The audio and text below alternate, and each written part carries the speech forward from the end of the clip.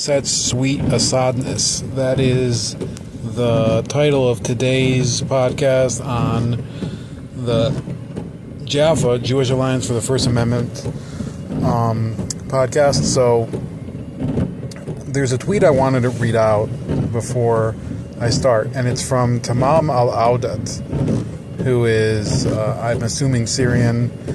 And he says, to please all the cynics and Yankees and Pepe the Frog fans, Syrians have to be able to irrefutably prove within less than 24 hours of overthrowing a 54-year-old dynastic, brutal, torturing, sectarian dictatorship the following: that they have a plan with absolute certainty about how they will progress to democracy, that they will not be beholden to anyone, including the U.S., Russia, Turkey, UAE, Taliban, Al-Qaeda, Israel, Islam, or communism, that they will resist Israel before they release their own prisoners from the underground dungeons of Assad, that they will not be Libya, that they will be the realization of every hope and the debunking of every fantasy of every tankie from Canada to Australia, and that they will not think about what they want before thinking about what everyone else demands of them. So that is the best introduction that I can give to the Syria crisis that has unfolded. Apologies for all the noise. You're going to hear it from time to time because I am driving again and it is rainy. But here's the issue with the Syria saga. Okay, it was so fast and so monumental that every time I've tried to record a podcast, events have changed enough that I haven't been able to do a complete one and then release it before something new happens. So here's take 15. Here's the issue, okay? So Bashar al-Assad fell, and Americans and Westerners have become cynical enough that we can't recognize that there are two different tracks here, okay? There's the issue of what will be the place of Syria in the world and how it will be affected and affect the nations around it, which are Iraq, Turkey, Lebanon, Israel, and Jordan, and beyond that. Okay, what's its place in the world? And then what about Syria for its own people? And many of these idiots who Tamam al-Audat was addressing in his tweet ignore the second part, which is that the Syrian people have to be relieved that the 50-year dictatorship of Bashar al-Assad and his father, Hafez al-Assad, has ended, okay? So I'm going to give you a little bit of background. I don't want to go too far into depth. This might take forever. We'll see if I can get it done in one trip. If not, I'll have to go longer. What's the problem with this war? It's that it happened so quick that many are in disbelief that there wasn't foul play involved. And certainly, I have my suspicions too. But it's not going to get me to indulge in the same demagoguery as the people who are just refusing to acknowledge a basic fact that Bashar al-Assad screwed himself, screwed his people, and that his fate is well-deserved. His fate, which I think is appropriate. He has to live in exile for the rest of his life, likely, after having lost power. I don't believe he should have been strung up on a tree, because I think summary justice is an invitation for continued chaos. I think the Syrian people might want to kill him, but really it doesn't behoove them to do so.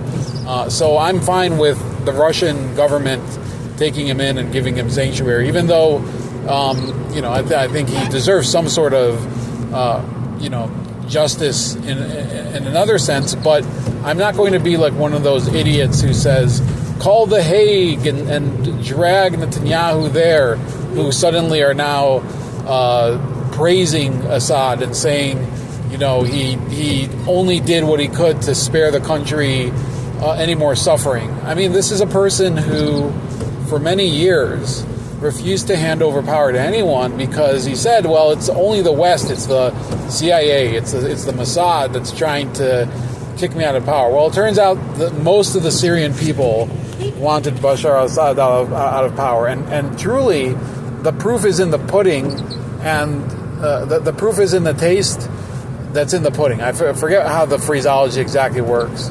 But the proof is in the fact that his entire army just melted away, defected, deserted, walked away, did whatever they could to avoid doing their job, according to him, which was to defend his rule.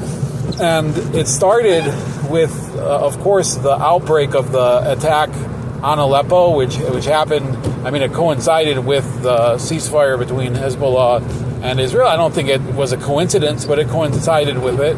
It could be that the rebels were waiting for the most opportune moment, and this was really a signal for them, whether it was Israel that did the signal or whether they could just observe from the news like any normal person could do.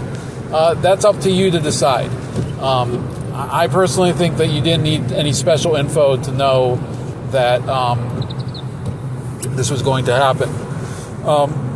Even people were saying, it was way too obvious if they would have attacked while Hezbollah was at war with Israel. So they did it after the ceasefire so that they could cover their tracks. Well, I guess they couldn't cover their tracks from these super sleuths who, like the Aaron Mateys and the Richard Medhursts and Max Blumenthals and Rania Kalik and Katie Halper and Caitlin Johnstone. And, there's this whole stable of losers who are now gnashing their teeth at what happened. Well, Aleppo fell, and people said, I don't know, I can't believe how fast it fell. There was even an idiot named James Joseph Kroger who tried to tell me it was a strategic retreat. And I told him he's a moron, because basically Aleppo is the size and population of Houston, and there's no way that you would retreat and concede that much territory and that many people, including letting the weapons fall into the hands of the rebels and many of the prisoners that were in Assad's prisons to go free in order to do a tactical retreat or as part of this strategy that they had. So that's the first thing. So then after Aleppo, people were saying, well, can they take Hama? Well, a few days later they did. And then after Hama, which is the second largest city, Hama is the fourth largest city in Syria. Then it was on to Homs. People said if they take Homs, that's the end of Assad, because it basically isolates the coastal plain where Assad's sect, the Alawi, live from Damascus, and that was going to be the signal that he really could not contain it at all. And it happened so fast that, within a day of Hama falling, Homs was engulfed in fighting, which didn't last very long. And after that, Damascus also began to fall. By the way, but also the southern part of Syria, I should say, began to rise after the fall of Hama. So you had a combination. Okay, for those of you that want a little bit more background, I'm going to try to keep this short. The different regions of Syria have modern histories that are slightly different. But in the 80s, it was the northwestern part of Syria, around the city of Hama, which was the focal point for a Muslim Brotherhood rebellion against Assad's father, Hafez al-Assad. And that was brutally put down.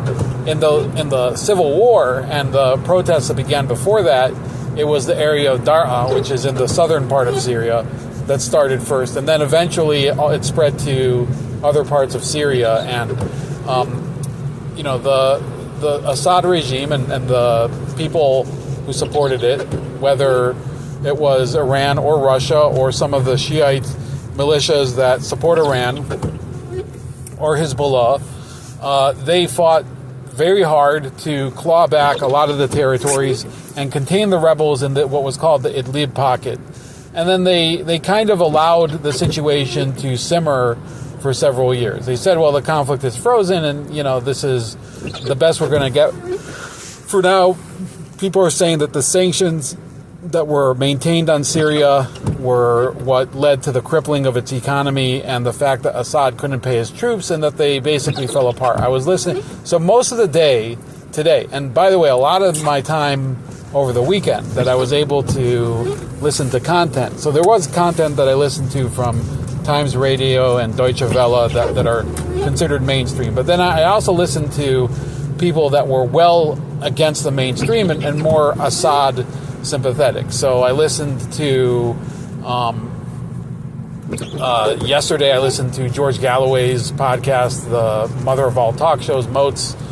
Then I listened to Ryan Dawson, always a lunatic, talking to Patrick Henningsen, and those two are peas in a pod.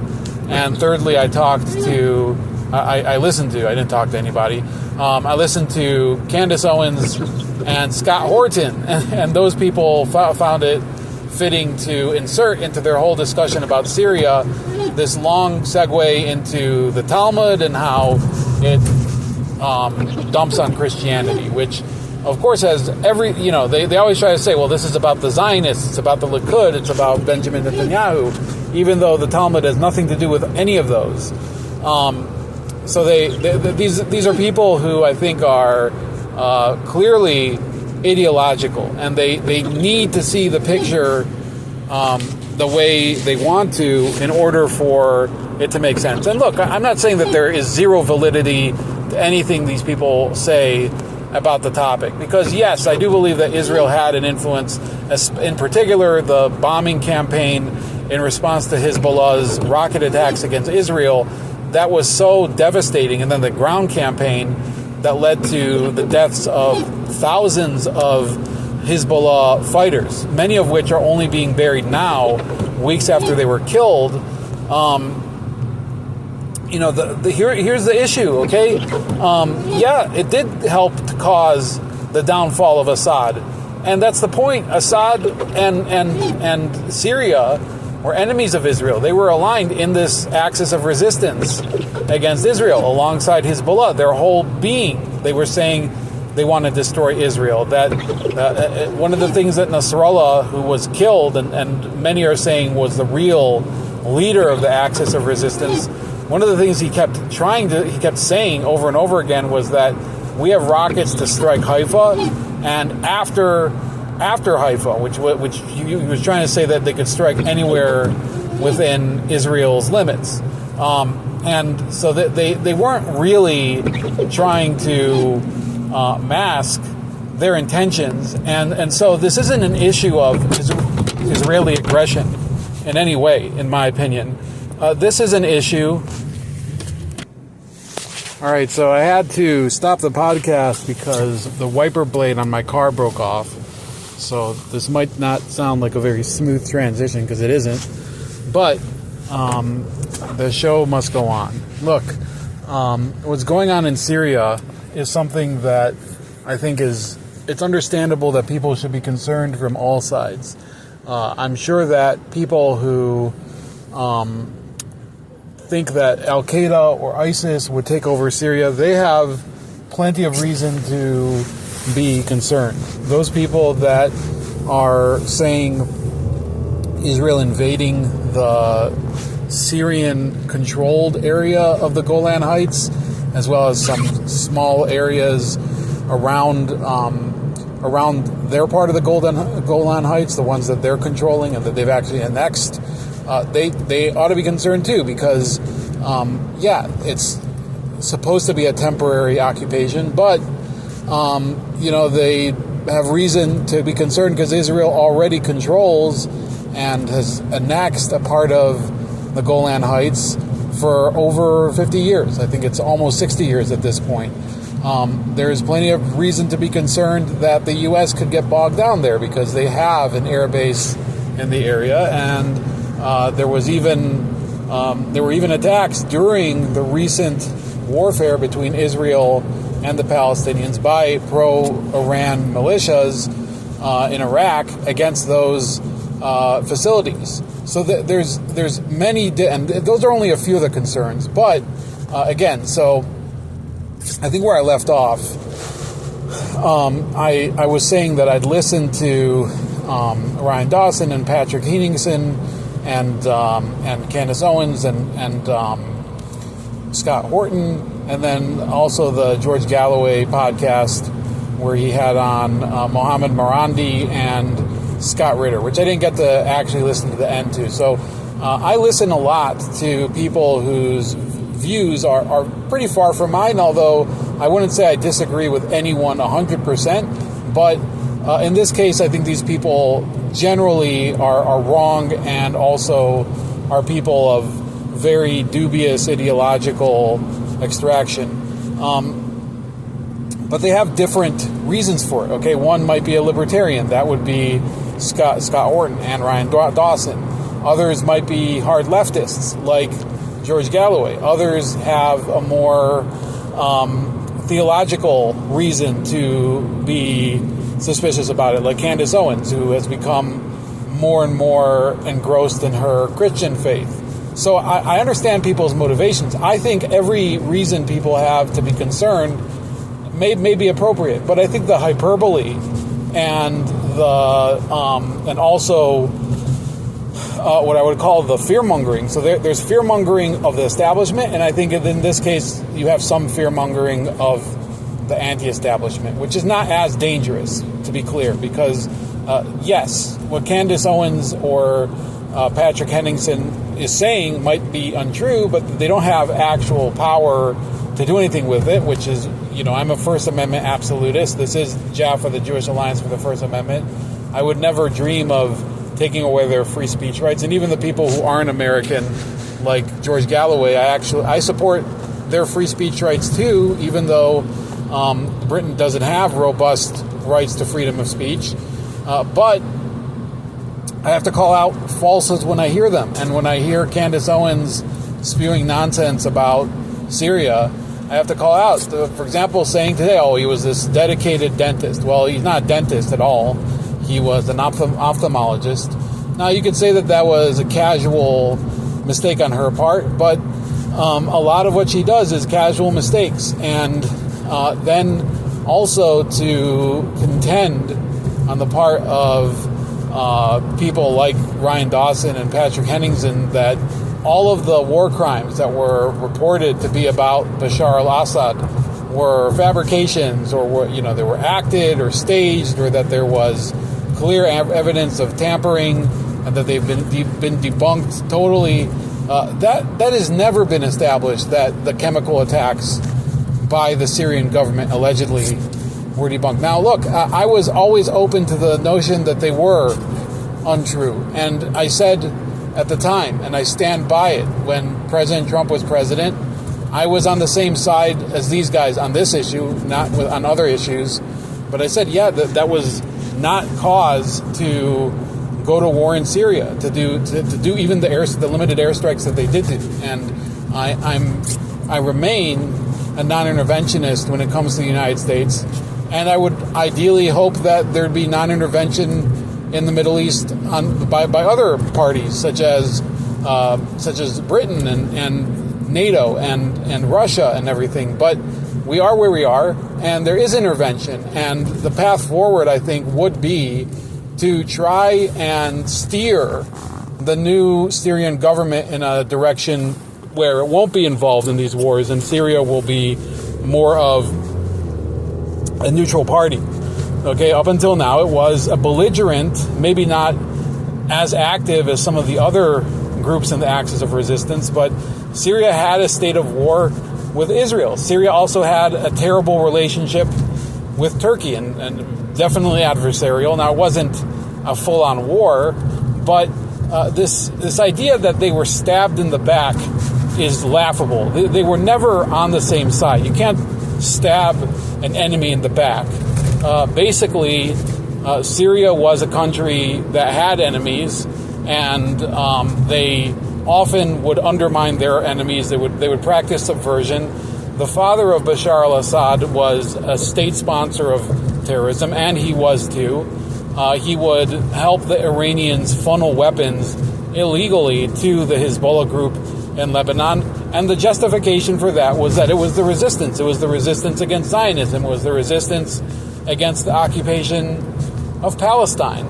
And if people want to play that game of justifications, okay, so they're justified in doing that, then they have to address the consequences of it, which is that the involvement of Hezbollah in the war following October 7th. Okay, so they always say it didn't start on October 7th. Well, something did start on October 7th, and it's currently in full bloom. Okay, the what started on October 7th appears to be the strategic unraveling of the axis of resistance. So Hamas has largely been devastated. It's not really an imperial, a military factor to any great extent at this point.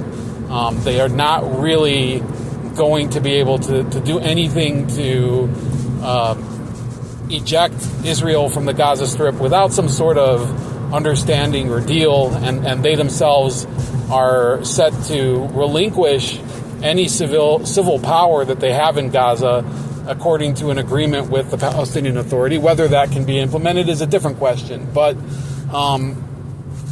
so that's the first domino. The second domino to fall has been Hezbollah. Hezbollah has largely been contained, and they may not be able to rearm after their war with Israel because there is no land bridge between Iran, where the weaponry and technology originates, and Lebanon. It's gone now that Syria has fallen, and it doesn't seem likely at this point that the Sunni groups that took over Syria are eager to cooperate with Hezbollah, which took the side against them during the civil war and killed many of them and their friends and often their families and exiled many of them.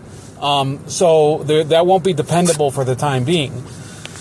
And now the big question is who else is left? So those are the main vanguard groups. So everyone else is kind of at a distance. There remains the Shiite forces that were in Iraq, and there also remains Iran and its government, and there also remains Russia to some extent. And I don't believe that Russia is really interested in involving itself any more in the Middle East right now than it has. It's signaled basically that they have come to terms with the fall of Assad. They gave him asylum. Whether he'll remain in Russia is a different matter. The Russians have extended, I don't know if it's recognition, so to speak, but the Syrian embassy in in Moscow, has raised the new green, white, and black flag of the rebels.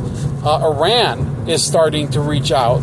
Iran, which was against these people, that had fought against them for years, has reached out and basically said, yeah, let's talk about having a relationship. Might not be as tight of a relationship as we had with Bashar al-Assad, but why let it get in the way? We're all Muslims here. So there appears to be a brewing attempt to reestablish ties in that respect. Then you also have Hamas actually came out today and congratulated the government, the new people who are running Syria. They don't really have a full government at the moment, although they've named the prime minister, and they're going to try to get the country to run again. And I wish them luck on running the country. I don't wish them luck on getting into other wars, but I wish them luck in getting the country back together. We're actually running Syria, which no president of Syria has attempted for many, many decades. They've always attempted to run other countries and let their own country turn into basically a wasteland, right? And they didn't even manage it well during the years of peace, I'll be honest with you. There's always been this trend in Syrian society where a lot of people would go to Lebanon to earn more money because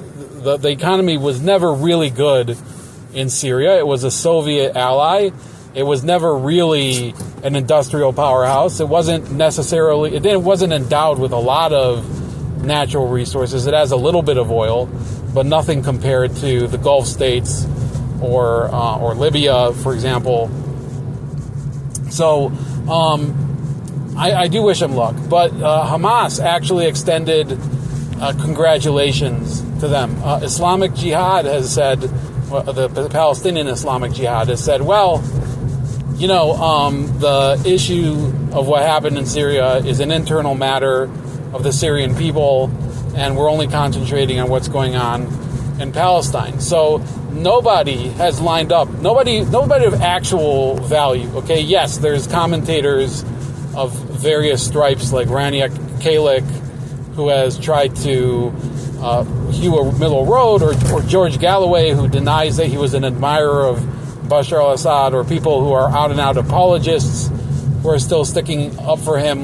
There's a guy named Antunes on Twitter. There's Jackson Hinkle on Twitter. So idiots. There are idiots out there. Caitlin Johnstone, Maram Susli, a.k.a. Partisan Girl, who are still sticking by their support for Assad. But the people who actually mean that their opinion actually matters within the Muslim and Arab world are largely dumping any association with him, because there is no value to it anymore. He's a deposed dictator.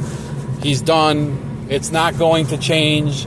It would take some sort of miracle or very drastic intervention for him to ever return to power. And his family is roundly hated in Syria. They're now breaking into the prisons that his family ran for decades. Now, I don't know, maybe the numbers are exaggerated. Some people are saying that there's a prison. I don't really want to mispronounce the name. It starts with an S. In the Damascus area, where 50,000 people or 100,000 people are trapped underground. Frankly, I find that a little bit hard to believe, but there is a lot of people trapped underground. Let me put it that way. And they continue to struggle to get to people, and they were abandoned by the regime. And some of the people had been kept in cells for decades. Okay, there's people who are finding out that they're relatives. Okay, so there's people in Lebanon as well as in Syria who are finding out that their relatives had been kept in a dungeon for decades, and they thought that they were dead. And they're emerging today in Syria from captivity. So can you imagine that? And all of this talk about, okay, so Israel is this evil, disgusting apartheid state in the Middle East, but these are the same voices in many cases that were talking about Assad being the person who was holding back extremism in Syria and defending the minorities there, and that he was the difference between barbarism and order. Well, no, he was part of the barbarism, and the people who defended that, I think they either will have to have it on their conscience or they don't have a conscience, because I honestly don't think that it's possible to look at what's being unearthed today and really say that this person was trying to run Syria for the benefit of the people or the benefit of the world. I think he was just a corrupt and depraved person who tried to follow in the footsteps of his dad. People forget, though, that Bashar al-Assad was not meant to be the successor to his father. He was, like Candace Owens was saying, he was an ophthalmologist. His older brother had died tragically in a car accident in 1994. So he was thrust into the driver's seat, a little bit like, although there the similarities don't exactly extend, but it's somewhat reminiscent of JFK, whose brother Joseph Kennedy Jr. died in World War II. He also had a sister who died in a plane crash. So all of that is part of what clouds Assad's legacy. But the other thing that should be remembered is that all of the help that he got was not enough to make him beloved by his people, and was not enough to keep him in power. as the days were ticking down, and it looked like Assad was doomed, one of the videos that most captivated me was at the Sayyida Zainab shrine south of Damascus, which looks pretty cool. Okay, I'm not Muslim, I'm not Shiite, I'm not Sunni. There's nothing about it that has to do with my heritage, but it looked like a very interesting place, at least to visit, because it's obviously a very ancient and well decorated shrine. And there was a video of all of these Afghan Shiite militiamen who had come to defend Assad. They were from the Liwa al-Fatemiyun militia, which are they're basically the Afghan version of Hezbollah. They're all Sunni, they're Shiite jihadists. So they were all waiting there at the shrine, knowing that this would be the last time they would be there. So many of them were obviously exhausted. Some of them were there contemplating. There were people who were weeping. And so, I don't feel like this is a conflict where you have to negate the humanity of anyone involved. Okay, so I'm not here to say that a war is a black and white proposition, but ultimately, these were the people who rose up to defend Assad, not his own people. The people of Syria ended up abandoning him.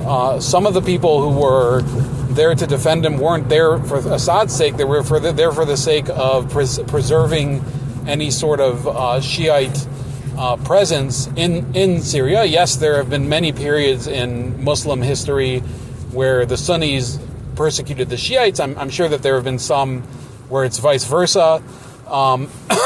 So it's a situation that people are now criticizing that, why did you bring sectarianism into it? There should be one resistance. There should be Sunni and Shiite together against the Zionist or whatever.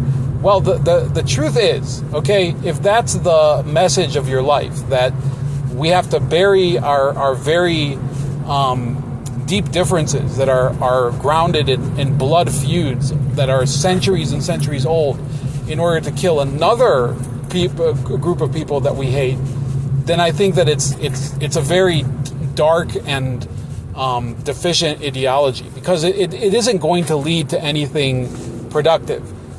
Here's what I hope for the Syrians, okay? And I recognize, yes, Israel is at the moment, and I'm an Israeli American, so I'm not an objective person, but I try to give an objective opinion by removing my own biases and looking at it, trying to imagine the perspective of other people. The best thing for the Syrian people right now is to ignore these Twitter losers. And I'm sure that the leaders of this group, HTS, including this Al-Julani guy, I'm sure that the furthest thing from his mind is being popular on Twitter right now, because it really doesn't matter. You could be as popular as you want on Twitter. In real life, you could be basically a worthless dog. I would say that his best bet would be to say Syria has absolutely no connection to any war going on anywhere else. They want to build the country back up. They want to restore it into a place where its citizens can truly benefit from living there, that they can benefit from the mineral wealth there, from the intellectual power that there is in Syria. There are a lot of intelligent Syrians. I actually used to work with a Syrian guy at actually the first company that I worked for in the industry. We were both co-ops. And he was a very nice guy. He was a Sunni Muslim. I reached out to him after the fall of Assad. I asked if everything's okay with his family. He said, things are great, and that they were happy. Now, that's one person. And I'm sure that you could go and sample other people, whether in the Syrian diaspora or in Syria itself, who would say, hey, things aren't as peachy as they would claim. But I'll tell you this, there's so little evidence that Bashar al-Assad really had popular support, that you'd really have to you'd have to wonder exactly which Syrian element was trying to keep him in power, or was he completely beholden to others? And that's where I think this betrayal angle does come into play. I'm not talking about betrayal by Turkey or something. There are people who are now talking about, did somebody from the inside knife him in the back? And I think I could believe it. We have a lot of evidence over the past decade, if not even more, that Syria was deeply infiltrated by intelligence agents, I would say Israeli intelligence agents more than likely were infiltrating several areas of the government. Because look at all of the assassinations that have happened on Syrian soil, often being able to pinpoint where Iranian or Palestinian or on the rare occasion Syrian officials or Lebanese Hezbollah members, how many times were they able to do it? And the Syrian government and Iran and the Lebanese had no answer. They had no ability to actually come back and say, oh, we know where this came from, how they found this person. They've always been basically witless. They've been incapable of actually figuring out how they were infiltrated. So I would be very curious to know, was there somebody very senior within the ranks of Assad's regime, or maybe multiple people, or maybe a whole group of people who were the whole time double agents, and they weren't really loyal to Assad. They were working on the side and giving information to the Israelis, perhaps giving information to Turkey. Maybe they were infiltrated by all sorts of people. Once somebody spies, there's often the potential for them to spy for multiple countries. So I'm not discounting at all the possibility that Assad was betrayed from within. The real question is, how is it that this persisted for so long? How is it that they failed consistently to do anything? This was all around one of the most incompetent leaders that you could ever find. He basically lost his country once during the Civil War and had to have it clawed back for him by foreign allies. And then after that, he basically let it get away within a couple weeks.